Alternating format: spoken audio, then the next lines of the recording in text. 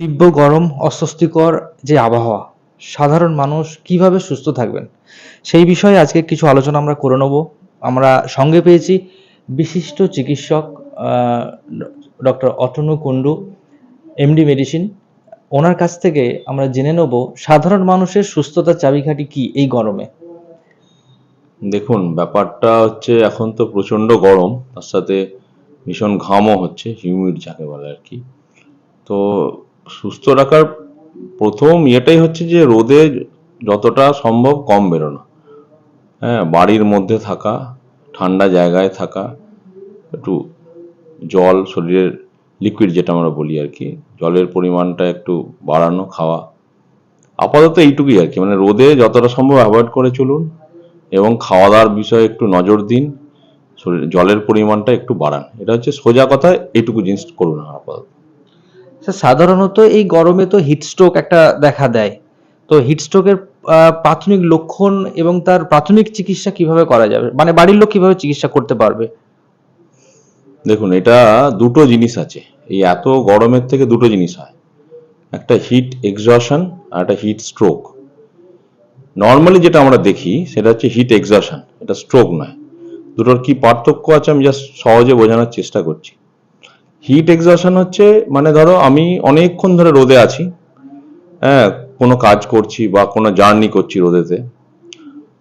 তো সেখানে হয় কি, আমাদের শরীরের টেম্পারেচারটা বেড়ে যায়, ইনার কোর টেম্পারেচারটা, এবং প্রচুর পরিমাণে দেখবে ঘাম হতে শুরু করে। ঠিক আছে, এই করতে করতে একটা লেথার্জির মতো হয়ে যায়, দুর্বলতা লাগে, মাথা মাথা একটু ঘুরে যাওয়ার মতো হয়। This is call heat exhaustion. মানে কি হয়, শরীরের আমাদের যে টেম্পারেচার এটা মেনটেন করে শরীর, একটা এর মধ্যে একটা থার্মোস্ট্যাট আছে, হাইপোথ্যালামাস বলে একটা মানে আমাদের ব্রেনের মধ্যে একটা জায়গা আছে যেটা শরীরের বডি টেম্পারেচারটাকে মেনটেন করতে সাহায্য করে। তার উপায়গুলো কি, একটা হচ্ছে ঘাম হওয়া, একটা হচ্ছে যে আমাদের পেরিফেরি যে ব্লাড ভেসেলসগুলোকে ডাইলেট করে ব্লাড সার্কুলেশনটাকে বাড়িয়ে দেওয়া, এগুলো শরীর করে। কিন্তু অনেক সময় হয় কি, যেগুলো শরীরের ক্ষমতার কিছুটা এদিক ওদিক হয়ে যায়, তখন কি করে, তখন একটা হিট এক্সজশন হয়। হিট এক্সজশনের লক্ষণগুলো কি হয়, দেখবেন একটু ঝিমিয়ে যাচ্ছে হয়তো, বা দেখবেন ভীষণ একটা মানে বলছে মাথা ঘুরছে, হ্যাঁ, হেডেক হচ্ছে, খুব লেথার্জি লাগছে, একটা বমি বমি ভাব লাগছে। এটা হচ্ছে হিট এক্সজশন, এবং প্রচুর ঘাম হচ্ছে। এই ধরনের জিনিস হলে যেটা প্রথম করা উচিত সেটা হচ্ছে আমাদের রোদ থেকে দূরে কোনো ছাওয়াতে চলে আসা উচিত। তারপরে যেটা করা উচিত, যে যদি খুব জামা কাপড়, খুব টাইট জামা কাপড় থাকে, সেটাকে খুলে দেওয়া উচিত। হ্যাঁ, এবং তাকে স্নান করিয়ে দেওয়া উচিত ঠান্ডা জলে, এবং যদি সম্ভব হয় ঠান্ডা জল বা ইলেকট্রল, বা যদি তাও না থাকে কিছু নুন লেবু শরবত করে অন্তত খাওয়ানো উচিত। এটা হচ্ছে হিট এক্সজশন পার্ট। আর হিট স্ট্রোকটা কি, হিট স্ট্রোকটা হচ্ছে যখন শরীরে এই যে আমাদের যে টেম্পারেচারটাকে রেগুলেট করে, তো যখন এই টেম্পারেচারটা রেগুলেশনের শরীরের ক্ষমতার বাইরে চলে যায়, মানে রেগুলেট করতে পারে না, নর্মালি 104 ডিগ্রি টেম্পারেচার ফারেনহাইটের উপরে যখন চলে যায়, যখন করতে পারে না, সেটা বলে হিট স্ট্রোক। হিট স্ট্রোক হচ্ছে একটা এমার্জেন্সি, এটাতে বাড়িতে কোনোভাবেই চিকিৎসা করা যাবে না, তখন আমাকে হসপিটালে নিয়ে যেতে হবে। তাহলে হিট এক্সজশন আর হিট স্ট্রোক, এটা দুটো বোঝার ব্যাপার আছে। হিট এক্সজশনটা আমি বাড়িতে হয়তো তাকে ফার্স্ট এড দিয়ে মোটামুটি সুস্থ করতে পারি, কিন্তু যখন হিট স্ট্রোক হবে তখন কিন্তু সেটা বাড়িতে চিকিৎসা করা যাবে না। হিট স্ট্রোকে যেটা খুব বোঝার উপায়, মানে হিট এক্সজশনের সাথে হিট স্ট্রোকে কিন্তু সাধারণভাবে পেশেন্টের জ্ঞান তন্দ্রাচ্ছন্ন হয়ে যায় বা জ্ঞান হারিয়ে যায়। যদি একটা পেশেন্ট বা একটা মানুষ যদি ধরুন রোদে অনেকক্ষণ থাকে, তার সাথে তার যদি অজ্ঞান হয়ে যায়, তাহলে ধরে নিতে হবে যে পেশেন্টের হিট স্ট্রোক হচ্ছে। এটা আমি ইমিডিয়েটলি মানে হসপিটালে নিয়ে যাব পেশেন্টটাকে, বাড়িতে রেখে বা কোনো রকম ইয়ে না করে। হয়তো যেতে যেতে আমি তাকে তার জামা কাপড় খুলিয়ে তাকে একটু স্নান ফান করিয়ে তার টেম্পারেচারটাকে কমানোর চেষ্টা করব। তো হিট এক্সজশন আর হিট স্ট্রোক এই দুটো হচ্ছে এইরকম ব্যাখ্যা। আপনাকে মানে বডির টেম্পারেচারটাকে কমাতে হবে, এটা হচ্ছে সোজা কথা। তার জন্য যা যা করা দরকার তাই করতে হবে। নর্মালি একটা মানুষের নর্মালি কতটা জল খাওয়া উচিত, এটা খুব সাধারণ প্রশ্ন। খুব সিম্পল হচ্ছে 2 থেকে 3 লিটার সাধারণ মানুষের। এবারে এটা হচ্ছে নর্মাল।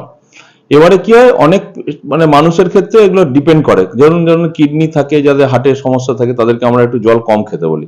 যে যাদের যদি পা ফা ফোলা থাকে তাদেরকে আরো একটু কম খেতে বলি। নাহলে একটা 2 লিটার মধ্যে পর্যন্ত ঠিক আছে।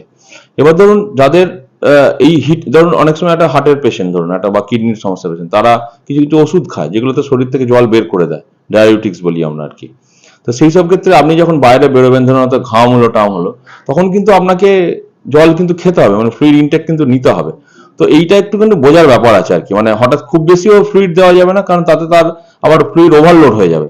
তো সেইগুলো একটু বুঝে শুনে করতে হবে, এগুলো ডিপেন্ড করে সিচুয়েশন যেরকম হবে তার মতো করে সেইভাবে তাকে চলতে হবে। তে ডায়াবেটিস পেশেন্টদের আলাদা করে কিছু নেই, নর্মাল মানুষের মতো তো সেরকমই আর কি। কিন্তু যেটা হয় অনেক সময় কি হয়, ডায়াবেটিস পেশেন্টদের তো তাদের খাওয়াটা ঠিক করে খেতে হয়, সময়ে খেতে হয়। না খেলে কি হয়, তাদের একটা সুগার কমে যাওয়া যায়, হাইপোগ্লাইসিমিয়া হওয়ার চান্স থাকে। গরমে নর্মালি একটা খিদে আমাদের কম হয়, কম খাই। তো সেইগুলোর ক্ষেত্রে একটু লক্ষ্য রাখতে, যে আমি খাবারটা যেন ঠিক টাইমে খাই, ঠিক সময়ে খাই। এবার যদি আমি কম খাই বা যদি হয়তো কম খাচ্ছি বা খেতে পারছি না, তাহলে আমাকে মেডিসিনটাকে অ্যাডজাস্ট করতে হবে, নাহলে হাইপোগ্লাইসিমিয়া হয়ে যাবে। হার্টের পেশেন্টদের ক্ষেত্রে যে ওষুধগুলো চলে সেগুলো অনেক সময় অ্যাডজাস্ট করতে হয়।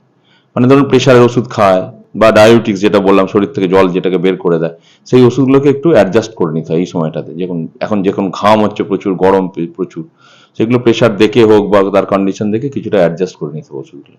শিশুর বাচ্চা ছেলে যারা আছেন, বাচ্চা ছেলে যারা আছে তাদের জন্য কি পরামর্শ দেবেন? তাদেরকে সুস্থ রাখতে গেলে কি করতে হবে মায়েদেরকে? দেখুন বাচ্চাদের ক্ষেত্রে, বাচ্চারা দেখবেন প্রচুর ঘামে, প্রচুর দৌড়ঝাঁপ করে, প্রচুর ঘামে আর জল খেতে চায় না। কারণ ওরা তেষ্টাটা যে পায়, না পেলে জল খায় না বা চেষ্টা অ্যাভয়েড করে, খেলতে তো খেলছেই। ঠিক আছে, সেই জন্য বাচ্চাদের ক্ষেত্রে যেটা করতে হবে সেটা হচ্ছে মায়েদেরকে ভীষণ খেয়াল রাখতে হবে। রোদে প্রথম কথা হচ্ছে অ্যাভয়েড করতে হবে বাচ্চাদেরকে। নর্মালি মানে 11টা থেকে বিকেল 4টে, 11টা থেকে বিকেল 4টে এই সময়টাতে তাদেরকে রোদে কোনোভাবেই যাতে না যায়, দৌড়ঝাঁপ যাতে না করে বেশি, কারণ ওদের ঘাম বেশি হয় তো, বেশি হুম। ওয়াটার মানে হ্যাঁ মানে লস হবে বেশি, ফ্লুইড লস হবে, তো সেই জন্য ডিহাইড্রেশনটা বেশি হয়ে যাবে। আর একটা যেটা করতে হবে, তাহলে রোদ থেকে তাদেরকে অ্যাভয়েড করতে হবে, বাড়ির মধ্যে আটকে রাখুন, ফ্যানের তলায় হোক বা এসি হোক, যেই হোক। আর একটা হচ্ছে ওদেরকে মাঝে মাঝে জল খাইয়ে দিন। জলটা সিম্পল জল নয়, কিছুটা ইলেকট্রোলাইটস, একটু ওয়ারেস দিতে পারেন বা একটু নুন লেবু শরবত করে করে, ওরা হয়তো খেতে চাইবে না কিন্তু আপনি মাঝে মাঝে খাইয়ে যান। ঠিক আছে, বাচ্চাদেরকে এটাই হচ্ছে মেনটেন করা দরকার আছে। মানে আপনি যেটা সর্বোপরি বলতে চাচ্ছেন, জলটা সঠিক সময়ে সঠিকভাবে খাওয়াতে হবে তাকে। আর খাওয়া দাওয়ার কি খাবে স্যার?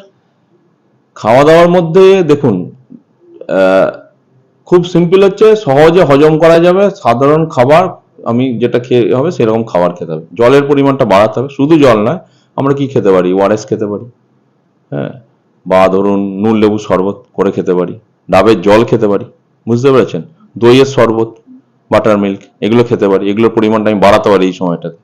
ঠিক আছে, আর হালকা খাবার, খুব বেশি রিচ খাবার যেগুলো হেভি ফুড আমি খাবো না, তার কারণ হচ্ছে যখনই আমি রিচ খাবার খাবো, হেভি ফুড খাবো, সেটা তো হজম করতে শরীরকেও তো কাজ করতে হবে। যখন করবে তখন সেটা আবার হিট তৈরি হবে সেলের মধ্যে, তাহলে আমার বডির টেম্পারেচারটা আবার বেড়ে যাবে। তাহলে সেই জিনিসগুলোকে আমি সহজে হজম করা যাবে, ইজিলি ডাইজেস্টেবল, এই খাবারগুলো আমি বেশি খাবো। আর জলের পরিমাণটা যেটা বললাম উইথ ইলেকট্রোলাইটস, যেটা সেই জিনিসটা বেশি খাবো। আর খাবার অ্যাভয়েড যদি বলেন যে কি কি করা উচিত, ফার্স্ট হচ্ছে অ্যালকোহল, কারণ অ্যালকোহল ডিহাইড্রেশন বেশি করে। আর সেকেন্ড হচ্ছে চা কফি, এই দুটো জিনিসকে এখন এই গরমের দিনে একটু অ্যাভয়েড করুন। তার বদলে দই খান, বাটার মিল্ক, ঠিক আছে, ফল খান প্রচুর পরিমাণে, প্রচুর ফল খান, ফলের মধ্যে পটাশিয়াম আছে, বুঝতে পেরেছেন। কিছু কিছু ফল আছে যেগুলোর মধ্যে ওয়াটার কন্টেন্ট অনেক বেশি, যেমন ধরুন তরমুজ, শশা, লেবু, মাস্কমেলন, এইসবগুলো আছে, এগুলো খান বেশি করে, ফল খান, ফ্রুটস, ইলেকট্রোলাইটসও আছে, ওয়াটার কন্টেন্টও বেশি আছে। স্যার, মানুষের জন্য আপনি কি বার্তা দিতে চান, কি পরামর্শ দিতে চান? এই গরমে সুস্থ থাকতে গেলে সাধারণ মানুষকে কি আপনি পরামর্শ দেবেন? দেখুন খুব সিম্পল ওয়েতে, বি কুল স্টে কুল, ঠিক আছে, ঠান্ডা জায়গায় থাকুন, রোদটাকে অ্যাভয়েড করুন, ঠান্ডা জিনিস বেশি খান, শরীরে জলের পরিমাণটা বাড়ান, ইলেকট্রোলাইটস যুক্ত খাবার খান, ব্যাস। অতএব স্টে কুল বি কুল, এটাই, এর বেশি কিছু নেই, অত ভাবার কিচ্ছু নেই। ঠিক আছে। তো এতক্ষণ আমরা সঙ্গে ছিলাম বিশিষ্ট চিকিৎসক ডক্টর অতনু কুন্ডু মহাশয়ের সাথে। উনি আমাদের আমাদের চ্যানেলে এতক্ষণ সময় দেওয়ার জন্য ওনাকে অসংখ্য ধন্যবাদ।